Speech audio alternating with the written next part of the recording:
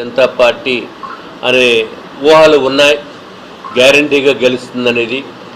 కానీ ఎటొచ్చి చాలా ఉత్కంఠతోటి ఎదురు చూసిన సందర్భాలు కొన్ని నెలల నుంచి కూడా కేవలము వెస్ట్ బెంగాల్, పుదుచ్చేరి డెఫినెట్గా వస్తుంది భారతీయ జనతా పార్టీకి అనేది అందరికీ తెలుసు.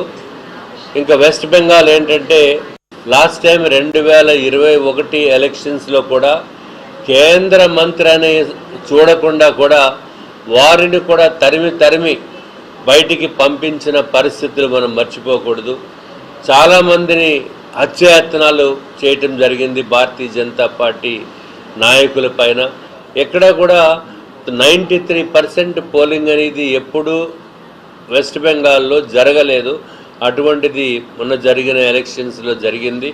దాని ఫలితమే అంతకుముందు 2021లో భారతీయ జనతా పార్టీకి 77 స్థానాలు ఉంటే ఇప్పుడు 193, 195 స్థానాలకి రావటం అనేది చాలా చాలా అదృష్టంగా ప్రజలు భారతీయ జనతా పార్టీ పైన ఉన్న నమ్మకం అని చెప్పవలసిన అవసరం ఉంది.